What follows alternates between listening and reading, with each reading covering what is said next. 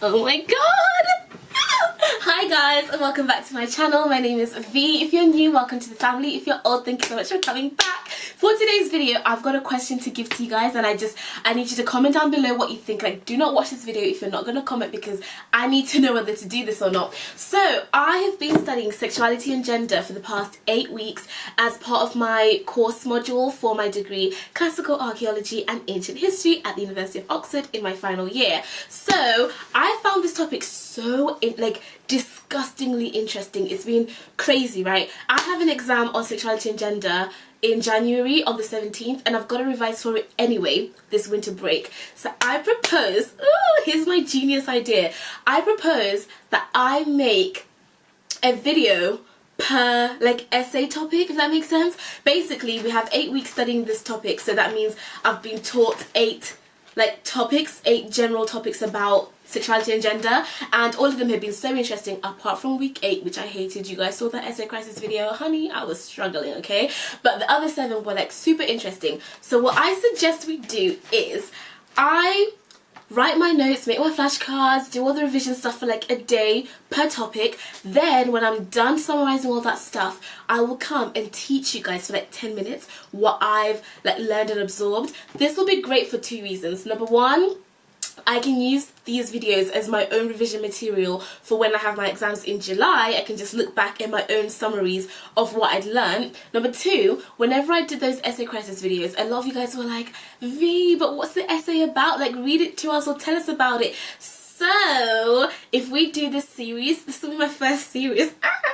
It'll be 8 parts to it because there's 8 topics. If we do this series, I'll show you guys the process of me writing my flashcards, learning the information, then I'll deliver it to you guys, and then maybe at the end, as a cheeky little treat, I'll read my essay or put my essay on the screen so you can read what I'd written before, and then I'll talk about what I did wrong and what I know now. So just basically revise with V. This is more helpful for myself than for you guys. It will keep me accountable, and hopefully you guys will enjoy it, because let me tell you something. Sexuality and gender in ancient Greece and Rome is the most interesting thing that you will ever study, because you're understanding things like masculinity, gender roles, homoeroticism, homosexuality, you'll understand things like why women have always been kept indoors or are more submissive to men, or why our sexuality is feared. You see the beginnings of that stuff.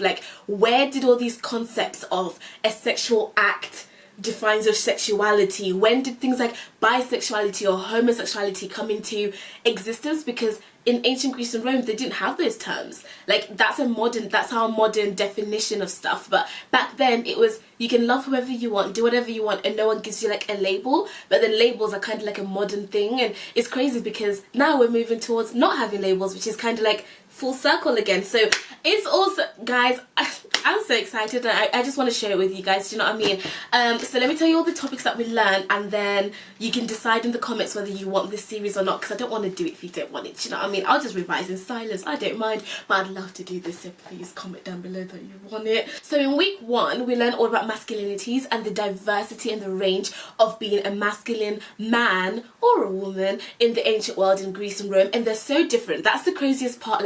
Greece and Rome have different styles of doing things, and that's what blew my mind. So that was week 1. Week 2, we learned about bodies and art. So we were asking the question of how nudity tells us about the society that we're studying. So in the Greek and Roman worlds, there were 2 different types of nudity.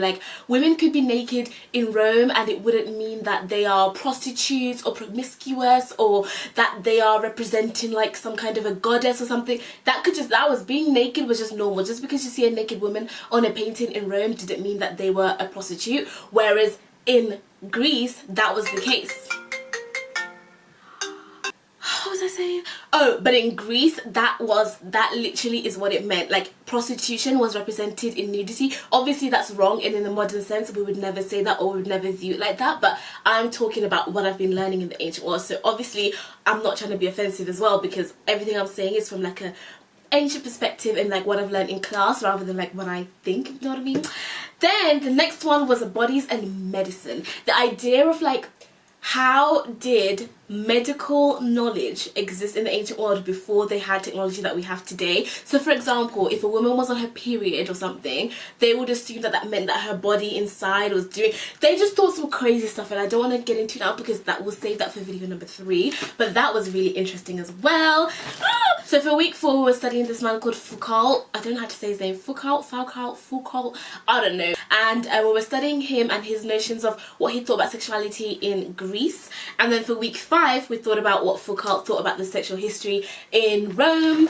For number 6 we did women in classical Athens, which was my favourite, honestly. Like, I can't wait for that video because that would be the I'm so excited. So for that week 6 we spoke about different literary genres, so the people writing in the time that I'm studying and what kind of access they gave us to the history of women in Greece and their sexuality and their gender play. It was phenomenal. That was my favourite week. Then for number 7 we spoke about sexual morality but in the Roman world. I did a presentation for this week, not an essay, but it was still really good. So that's where we talk about all that notion of women were allowed to express their sexual desire, they weren't as controlled by men in Rome in comparison to Greece and stuff, and we just get into all the nitty-gritty of like, what does sexual morality mean in Rome? What do they think about things like homosexuality? Do they agree with it? Do they not? Do they even know what that meant? Or were they just thinking, I'm a man who has a wife but I also love sleeping with men as well, and it just didn't have a definition to it? And there's just, whew, it's a whole minefield. Then week 8, which I hated, absolutely hated doing this essay, but now I kind of like it because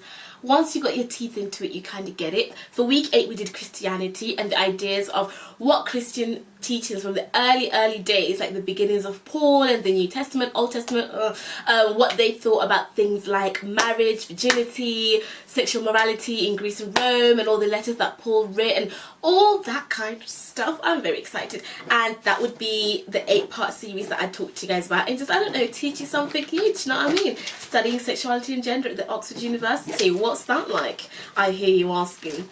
So yeah, that is what I'm proposing we do. I don't know how you guys feel about it. I really loved this module so much, and if this is a success in terms of you guys like it, you engage with it, you watch it and you're enjoying it, then we can do it about all the other different topics that I've learned, like Athenian democracy, politics, society, economics, all that kind of stuff. It gets very exciting, you know. Yeah, so that is it. That's the video.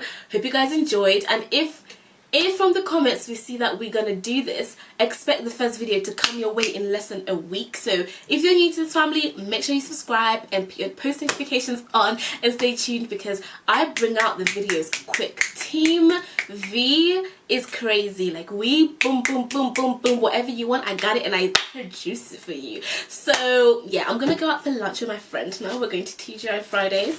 Very excited about this situation, so do let me know what you want to see, and have a wonderful Saturday, and I'll see you guys soon, because right now it's Saturday the 14th of December, and I bet when you watch this it'll be Saturday the 14th of December, because V doesn't play. We record, we film, we edit, we get it out, boom, on demand. Love you guys so much, and I'll see you in my next video. Bye!